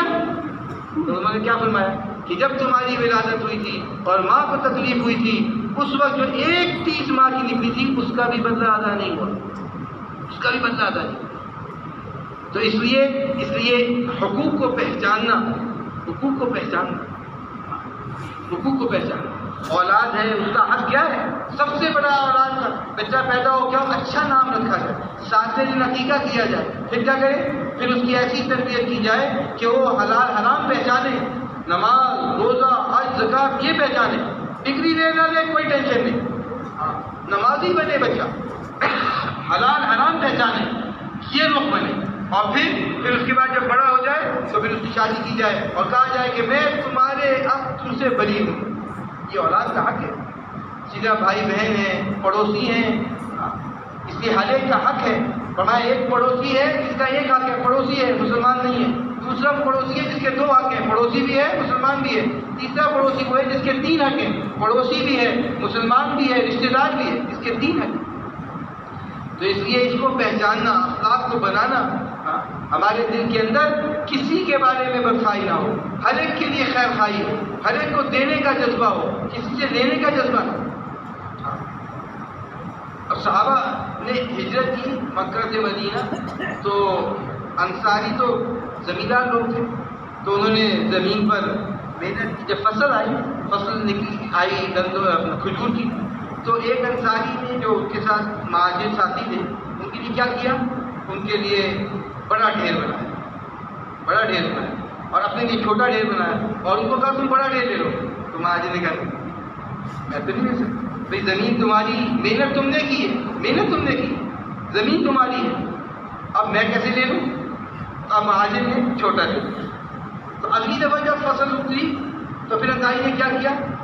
ساری کھجوروں کو نکالا، ان میں جو سب سے اچھی کوالٹی کی تھی اس کا ایک ڈھیر بنا، اور باقی جو لتی تھی اس کا بڑا سا ڈھیر بنایا. اور پھر کہا کہ اب کون سا لوگے؟ تو مہاجر نے کہا میں چھوٹا لوں گا. اب انصاری نے ساری اچھی کوالٹی اس کو دے کر خوش ہو رہے ہیں کہ میں نے اس کو اچھی کری. ایک بدو صحابی گھوڑا لے کر شہر میں داخل ہوئے مدینہ منورہ میں، تو آگے سے صحابی ملے تو پوچھا کتنے کا ہے؟ تو کہا 400. تو گھوڑے کو دیکھا تو کہا یہ 400 کا تو نہیں ہے. تو 500 کا، 500 دوں؟ تو کہا 500 دے دو. پھر سوچا نہیں یہ 500 کا بھی نہیں. اور 600 دوں؟ تو کہا اچھا 600 دے دو. لیکن پھر سوچا یہ 600 کا بھی نہیں. 800 پر گئے، پھر 800 دیے. اور دوسرے نے کہا تم 300 کا یا 400 کا لے لیتے، کیا حال تھا؟ ان کا حضور پاک علیہ السلام سے اس بات پر بیعت کی ہے کہ ہم ہر مسلمان کے ساتھ خیر خواہی کریں، کسی کی سادگی سے، کسی کی ناواقفیت سے فائدہ نہیں اٹھاتے. اس لیے میرے محترم بزرگوں اور دوستوں، ان اخلاق کو بنانا ہے، اس کو سیکھنا ہے کہ کیسے بنیں گے، کہ محنت سے بنیں گے تو پھر ایمان بنے گا، تو پھر اعمال ٹھیک ہوں گے، اور اعمال ٹھیک ہوں گے تو کیا؟ حالات ٹھیک ہوں گے. اس لیے اس بات کی محنت کرنی ہے. یہ محنت ہمارے ذمہ ہے، یہ اللہ نے ہمارے ذمہ لگائی، اور تمام اعمال کو اللہ کے لیے کرنے کی مشق کرنی ہے کہ اللہ کے صرف عمل کی مقبولیت بقدر اخلاص ہے. جتنا اخلاص زیادہ ہوگا اتنا عمل مقبول ہوگا. حتیٰ کہ اللہ کی قیمت نہیں ہے چیزوں کی. کھجور کا دانہ کیا ہوتا ہے؟ 5 گرام، بہت بڑی 10 گرام، بہت بڑی 20 گرام. لیکن اگر اللہ کے لیے کی گئی تو اللہ اس کو فرمایا بچڑے کے برابر کر کے توڑ کے اس میں کما. کس وجہ سے قیمتی ہو گیا؟ اخلاص کی وجہ سے. اللہ کے لیے اور کچھ نہیں چاہتے کہ دنیا کے اندر اور سارے جذبے نکل جائیں. حضرت مولانا یوسف علیہ اللہ فرمایا کرتے تھے کہ لوگ ہماری بات سنتے ہی نہیں ہیں، جو سنتے ہیں سمجھتے ہی نہیں ہیں، جو سمجھتے ہیں وہ کرتے نہیں ہیں، جو کرتے ہیں جمتے نہیں ہیں، اور جو جمتے ہیں وہ اللہ کے لیے ہوتے ہیں. وہ اس لیے کرتے ہیں کہ لوگ ہماری تعریف کریں، لوگ ہمیں اچھا سمجھیں، لوگ ہمیں ہدیہ دیں، لوگ ہمیں بڑا سمجھیں. اس لیے کرتے ہیں کہ ہم کس لیے کریں گے؟ کہ اللہ کے لیے. لا نريد منكم جزاء ولا شکورا، کہ اللہ کے لیے کرنا ہے اور کچھ نہیں چاہنا. تو اس لیے فرمایا کرتے تھے مولانا یوسف رحمۃ اللہ علیہ، کیوں کی رٹ لگ جائے کہ کس کے لیے کر رہے ہیں؟ کہ اللہ آپ کے لیے کر رہے ہیں، کہ اللہ آپ راضی ہو جائیں، اور کسی سے کچھ نہیں چاہتے. اس لیے علماء نے 2 مشقیں لکھی ہیں اخلاص لانے کی. ایک مشق یہ ہے کہ ہر عمل کے شروع میں اور درمیان میں نیت کو ٹٹولا جائے. کبھی کبھی آ جاتا جذبہ، تعریف ہو جائے، اچھا کیا جائے، تو یہ جذبہ نکالا نہیں، اللہ کے لیے، اللہ آپ کے لیے. اور جب عمل ختم ہو جائے تو استغفار. اور دوسری مشق یہ لکھی ہے اخلاص لانے کی کہ ہر حال میں عمل کیا جائے. دل چاہے تو بھی عمل کرے، دل نہ چاہے تو بھی عمل کرے. اس لیے فرمایا کہ اخلاص والے ہدایت کے چراغ ہیں، ان کی وجہ سے دنیا میں فتنے نہیں آتے، ان کی وجہ سے اللہ رب العزت فتنوں کو دور کر دیتے ہیں. حضرت مولانا ابراہیم صاحب اکثر فرمایا کرتے ہیں کہ کہیں کوئی مسئلہ ہو جائے، کوئی ناچاکی، کوئی تلخی ہو جائے، کوئی آپس میں دل پھٹ جائیں، تو پھر کیا کرو؟ کوئی مخلص لے آؤ ان کے بیچ میں، ان کے بیچ میں مخلص لے آؤ جو بے غرض ہو کر ان کے درمیان میں بیٹھے، ان دونوں کی سنیں تو اللہ پاک اس فتنے کو ختم کر یہ فرمایا کہ ہم انبیاء کا نعرہ بیان کیا اللہ نے اور تکرار کے ساتھ بیان کیا کہ ہم کچھ نہیں چاہتے، ہم تمہارے مال میں سے کچھ نہیں چاہتے، کہ کیا چاہتے ہیں کہ تم اللہ کے لیے دین پہ چلنے والے بن جاؤ، اللہ کے لیے اللہ کی ذات عالی کا یقین اپنے دل کے اندر بٹھا۔ تو اب اس کی محنت ہے کہ یہ اخلاص دل کے اندر اتر جائے اور دل کے اندر سے ریا نکل جائے، دل کے اندر سے شہرت کا جذبہ نکل جائے، دل کے اندر سے ہر وہ چیز جو اللہ کو پسند نہیں ہے وہ نکل جائے، اور کیا ہو کہ بس اللہ راضی ہو جائے، اللہ راضی ہو۔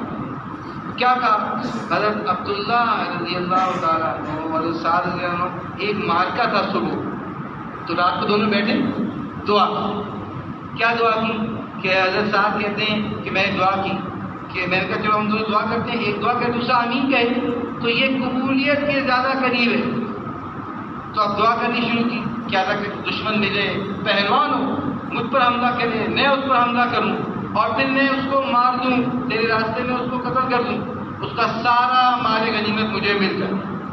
تو عبداللہ نے آمین کہا، پھر عبداللہ نے دعا کی کہ یا اللہ کا دشمن ملے، پہلوان ہو، وہ مجھ پر حملہ کرے، میں اس پر حملہ کروں، پھر وہ مجھے تیرے راستے میں شہید کرے، پھر وہ میری ناک کاٹے، میرا کان کاٹے، اور قیامت کے دن یا اللہ تو مجھ سے پوچھے عبداللہ یہ کیوں ہوا، تو میں کہوں کہ یا اللہ یہ تیرے لیے ہوا، اور تو کہے کہ ہاں اے عبداللہ یہ میرے لیے ہوا۔ تو اندر کا یہ جذبہ بن جائے کہ قیامت کے دن کی سرخروئی چاہیے، قیامت کے دن کی سرخروئی چاہیے۔ دنیا دھوکہ ہے، اس دھوکے کی کیفیت کو اپنے دل کے اندر سے نکالنا ہے، یہاں کی عزت کو دوام نہیں، یہاں کی ذلت کو دوام نہیں۔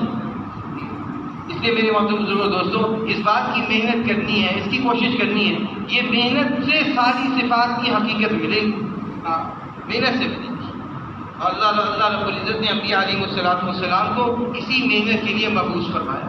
تمام نبیوں نے آ کر یہی محنت فرمائی کہ لوگوں کا تعلق مخلوق سے کٹتا چلا جائے اور اللہ کے ساتھ جڑتا چلا جائے، لوگوں کا تعلق اسباب سے اٹھتا چلا جائے اور لوگوں کا تعلق اللہ کی ذات عالی پر آتا چلا جائے، اللہ کی ذات عالی پہ آتا چلا، کیونکہ جتنے حالات خراب ہیں، حالات کے خراب ہونے کی وجہ صرف اور صرف اعمال کا خراب ہونا ہے، اور اعمال کے خراب ہونے کی وجہ ایمان کا خراب ہونا ہے، اور ایمان کے خراب ہونے کی وجہ مسلمانوں کا ایمان کی محنت نہ کرنا ہے، ایمان کی محنت نہ کرنا۔ آج دنیا میں محنتیں ہو رہی ہیں، محنتوں کا جہان ہے، ایک چیز ہے، یہ پنکھا ہے، ہر 6 مہینے کے بعد نیا ماڈل، گاڑی کا ہر 6 مہینے کے بعد ماڈل، کہ محنتوں کو اس رخ پہ لگایا ہوا۔ تبلیغ میں کیا سمجھنے کی کوشش کر رہے ہیں؟ تبلیغ میں یہ سمجھنے کی کوشش کر رہے ہیں، یہ سمجھانے کی کوشش کر رہے ہیں کہ اس محنت کے بغیر ایمان اعمال نہیں بنے، اور یہ محنت ہماری ذمہ داری ہے، ہماری ذمہ داری۔ حضرت مولانا یوسف صاحب رحمۃ اللہ فرمایا کرتے تھے، ایک دھوکہ یہ لگ گیا ہے کہ میرا مال ہے، جہاں دل چاہے اور جتنا دل چاہے خرچ کروں گا، حالانکہ ایسا نہیں۔ اللہ تعالیٰ فرماتے ہیں ان اللہ اشتری من المؤمنین، اللہ تعالیٰ نے ایمان والوں کو خرید لیا ہے، ایمان والوں سے خرید لیا ہے ان کا مال اور جان، انفسہم و اموالہم، کس کے بدلے میں؟ جنت کے بدلے میں۔ ہم سب، ہمارا جان، ہمارا مال، ہماری اولاد، ہم سب بکا ہوا مال ہے۔ یہ بات سمجھنی ہے کہ ہم بکا ہوا مال ہے، اس لیے اس بکے ہوئے مال کی کیفیت کے ساتھ اب جہاں حکم ہوگا وہاں اس کو استعمال کریں گے، اپنی خواہش پہ نہیں کریں، اپنی خواہش پہ نہیں کریں، کہ گھر بنے گا کہ اپنی خواہش کا نہیں۔ تو اور پھر معیار کیا بنایا کہ کس کے اسٹینڈرڈ پر چلیں گے؟ معیار کیا ہے کہ معیار صحابہ ہیں، معیار صحابہ ہیں، اور صحابہ کا معیار کیا تھا؟ صحابہ کا معیار یہ تھا کہ آپ علیہ الصلوۃ والسلام جب دنیا سے پردہ فرما گئے تو اس وقت گھر کی کیفیت یہ تھی کہ عائشہ فرماتی ہے کہ آپ علیہ الصلوۃ والسلام کے گھر کے اندر جو ہے تھوڑا سا جو تھا، اور آپ علیہ الصلوۃ والسلام کے گھر میں دیا جلانے کے لیے تیل آپ علیہ السلام کی ضلع کو گروی رکھ کر دیا گیا، یہ کیفیت تھی. اور گھر کتنا بڑا تھا کہ ہاتھ اوپر کرے تو چھت پہ لگتا تھا, 2 آدمی کھڑے ہو تو پیچھے 3 کمرے بنی ہے, ایک اور بنے گی, اتنا بڑا گھر. تو معیار صحابہ ہیں کہ اپنی ساری زندگی کے اس معیار کو سیکھ کرنا ہے. تو جب یہ ٹھیک ہوگا تو پھر مال اور جان کا خرچ صحیح جگہ پر ہے, ورنہ پھر صحیح جگہ پہ نہیں ہے. تبلیغ میں یہ بات سمجھنی ہے کہ یہ محنت سے ایمان بنے گا. محنت ہماری ذمہ داری ہے, اور کیوں ہماری ذمہ داری ہے کہ حضرت محمد صلی اللہ علیہ وسلم آخری نبی ہیں. آپ انسان پر کوئی نبی نہیں آئے. اللہ تعالیٰ کو محبت عائشہ فرماتی ہے کہ میں نے دیکھا ایک عورت آئی, 2 بچیاں اس کے ساتھ تھیں, میرے پاس 3 کھجوریں تھیں, تو میں نے تینوں کھجوریں ایک ماں کو اور 2 بچیوں کو دی. بچیوں نے جلدی جلدی کھجوریں کھائیں, ماں کی طرف دیکھا تو ماں نے اپنی کھجور کے 2 ٹکڑے کیے, ایک بچی کو دے دیا, ایک دوسرے کو. میں بڑی حیران ہوں. میں نے آ کے حضور پاک علیہ السلام سے عرض کیا, آج تو عجیب واقعہ دیکھا. میں نے قصہ بیان کیا تو حضور پاک علیہ السلام نے فرمایا کہ اے عائشہ, جتنی اس ماں کو ان بچوں سے محبت ہے, اللہ اپنے تمام بندوں سے اس سے 70 گنا زیادہ محبت. تو آپ کا کیا خیال ہے کہ جب اللہ اتنی محبت کرتا ہے تو پھر اتنی محبت کرتے ہوئے اللہ حضور پاک علیہ السلام سے لے کر قیامت تک کے لیے انسانیت کی ہدایت کا کیا سلسلہ ہے کہ اللہ نے نبیوں والا کام, نبیوں والی محنت اس امت کی ذمہ داری اس امت کو میں یہ بات اس کو سمجھائی ہے کہ ساری دنیا میں دین کا زندہ کرنا ہمارا کام ہے. اب مشرق مغرب شمال جنوب ہر طرف بھرا پڑی ہے, دنیا بھری پڑی ہے.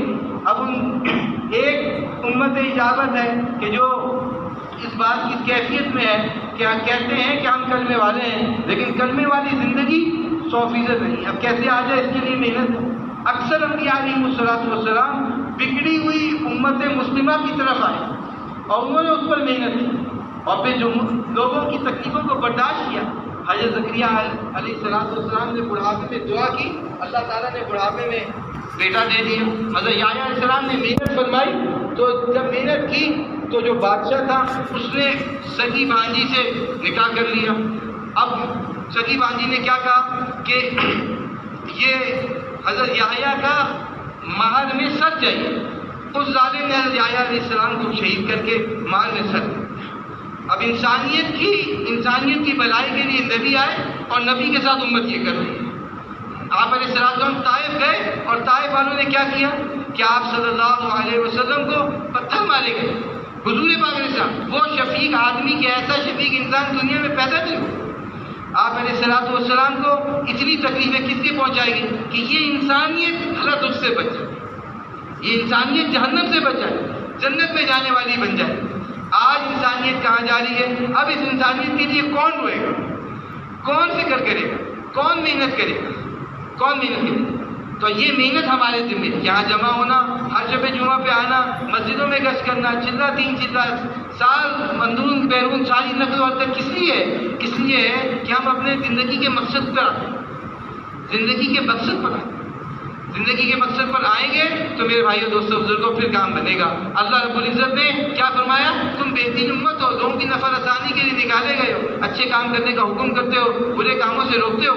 یہ ذمہ داری ہے, یہ محنت ہے. تبلیغ میں یہ بات سمجھانے کی کوشش کر رہے ہیں کہ ہم تاجر بعد میں ہیں, زمیندار بعد میں ہیں, ڈاکٹر انجینئر بعد میں ہیں, وکیل اور جتنے شعبوں میں ہم چل رہے ہیں یہ بعد میں ہیں.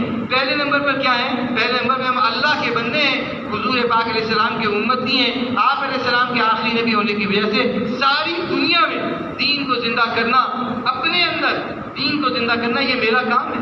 قوا انفسکم واہلیکم نارا, یہ 2 دعوت کے حکم ہیں جو 24 گھنٹے ہمارے ساتھ, 24 گھنٹے ہمارے ساتھ, کہ اپنے آپ کو جہنم سے بچانا ہے. کیا کہ اپنے آپ کو اس دین والی زندگی پر لے کر آنا ہے. 24 گھنٹے کی ذمہ داری ہے. اور پھر اپنے خاندان کو بچانا ہے, پھر اپنے پڑوسیوں محلے والوں کو بچانا ہے. وانذر عشیرتک الاقربین. چوتھا حکم کیا ہے کہ وَلِتُنذِرْ أُمَّ الْقُرَىٰ وَمَنْ حَوْلَهَا, جو بستیاں ہیں دائیں بائیں کی ان پر محنت کرنی ہے. اور نیت سارے انسانوں کی کرنی ہے.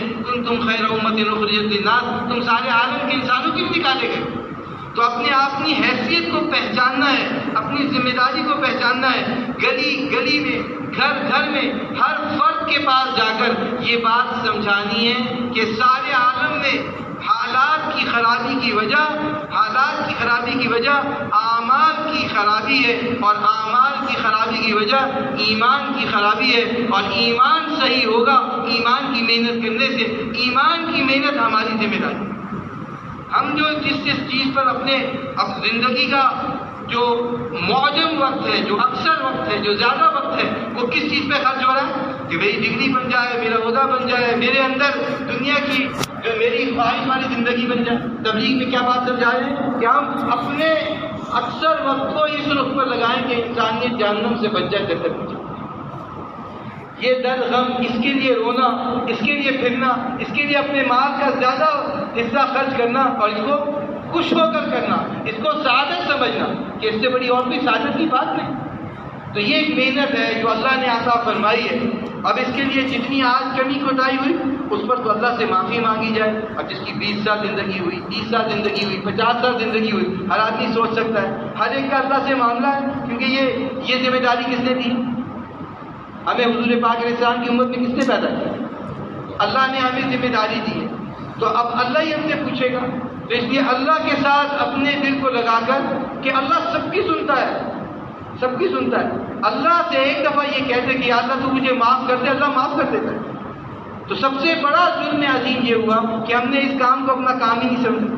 ہم دکان پہ ہی چلتے رہے، بچوں کی فکر کرتے رہے۔ ہمارے 2 4 6 بچے، حضرت عمر کے 13 بچے، حضرت علی کے 17 بیٹے، 17 بیٹے، اور ہمارے 2 بچے 3 بچے، اور اس کے لیے نماز پڑھنا مشکل، اور وہ ساری دنیا میں پھر رہے۔ میرے محترم بزرگوں، دوستوں، اس محنت میں کیا عرض کر رہے ہیں کہ اپنی حیثیت کو پہچانا جائے، اپنی ذمہ داری کو پہچانا جائے، اس پہ اللہ سے معافی مانگی جائے، جو ہوا اس پر اللہ سے معافی مانگی جائے، اور آئندہ کے لیے عزم کیا کہ اب ساری دنیا میں دین زندہ کرنا میرا کام ہے، اس کے لیے انشاءاللہ ساری دنیا میں جاؤں۔ تو نیت تو کریں گے کہاں کی؟ کہ ساری دنیا میں دین زندہ کرنا۔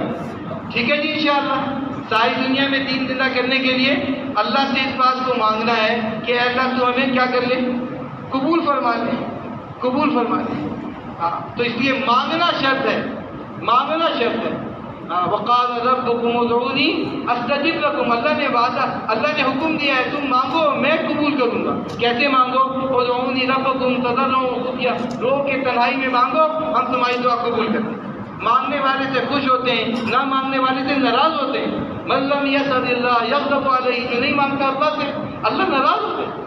تو اس لیے میرے محترم بزرگوں، دوستوں، ابھی تک جو کمی اس پہ استغفار، آگے کے لیے مانگنا۔ نیت کیا کریں گے کہ ساری دنیا میں دین زندہ ہو، مشرق مغرب میں اللہ ہمیں لے کر جائے، شمال جنوب میں اللہ لے کے جائے، اور جب تک جا نہیں سکتے تو جہاں ہیں وہاں پر محنت کر کے اوروں کو تیار کریں گے جی انشاءاللہ۔ کون کون نیت کرتا ہے انشاءاللہ؟ اب آخری گزارش یہ ہے کہ 10 منٹ لگیں گے، 10 منٹ لگیں گے۔ اب تشکیل کے